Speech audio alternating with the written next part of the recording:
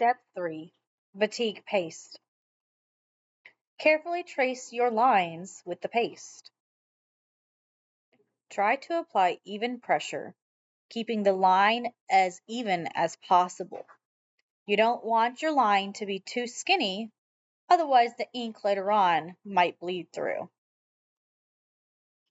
Anywhere that you place the paste, it will be the color of the fabric.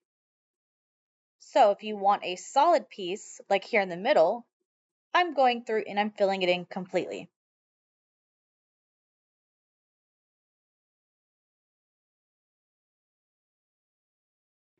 I am carefully dragging the tip of the bottle along the fabric. You kind of want it to touch to make sure that the paste adheres to the fabric.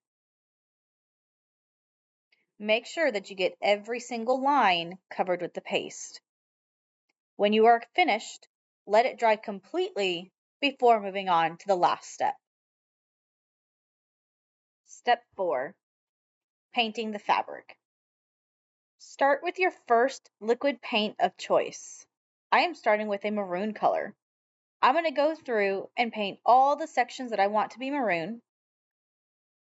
You don't have to be too careful with where you are painting because you have your paste to block the paint from spreading. Once you've finished with that color, move on to the next and paint all the areas of the second color. If you have a third one, you will continue with that afterwards as well. Before we can get sewing, we need to prep our fabric. You're going to take your two pieces of fabric and you're going to place the two good sides facing each other. So that way when you look at the stack, you're seeing the wrong sides. See my picture for an example. Now, using a ruler, we are going to carefully draw a line around the edge of our fabric. So that way we know where to sew. You're going to stay about 1 centimeter away from the edge. That way we don't have any strings sticking out later. On one side, you're going to leave about a 3-inch space on the middle. This is where we are going to flip our piece out and be able to stuff it later. See the picture in step 2 for a visual example.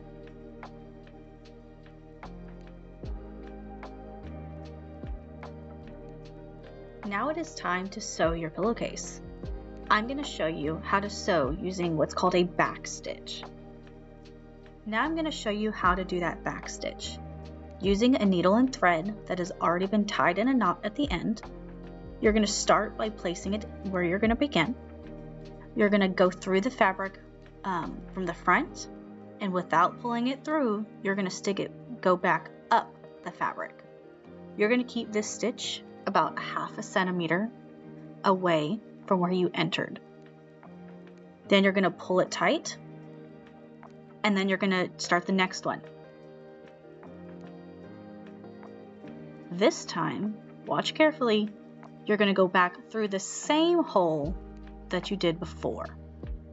And this time, go 1/2 centimeter past the other hole. You're going to repeat this step all the way around your entire piece of fabric until you get back to where we leave that hole.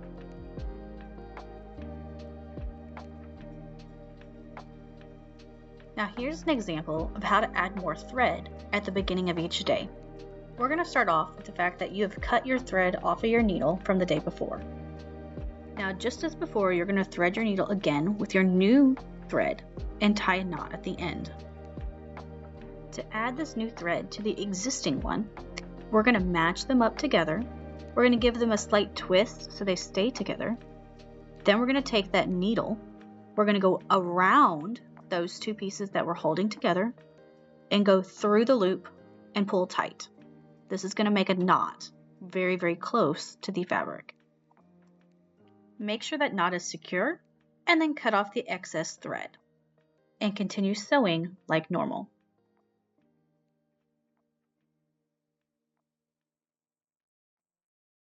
In this video, I'm going to show you how to end your stitching. We're going to first take a look at this picture example. It's going to be easier to see here. You're going to start by going and stitching like you normally would, but instead of pulling it tight, you're going to hold that loop. Then you're going to take your needle, you're going to loop it around, and you're going to go through that loop. Now you're going to hold that new loop that you just made and pull tight while that first loop gets tighter. You're going to repeat that once more. So you're going to loop around again, go through that loop, hold the new one, and pull it tight. You want your knot to be as close to the fabric as possible. Watch the next video to see me do it in person. So I'm going to stitch like normal, but instead of pulling all the way through tight, I'm going to pull just a little bit and hold a small loop.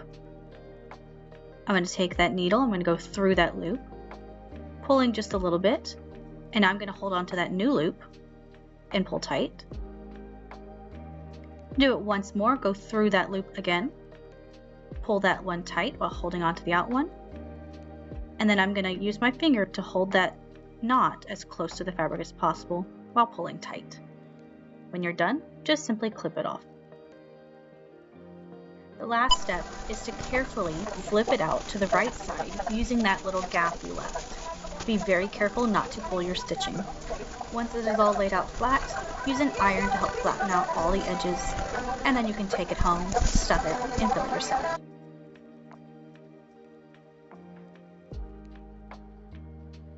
This video is going to explain what you're going to do at home on your own.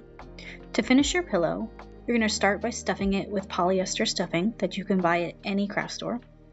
When stuffing your pillowcase, be careful not to rip your stitching, as this is probably the first time you've ever sewed and it might not be as tight as you're used to.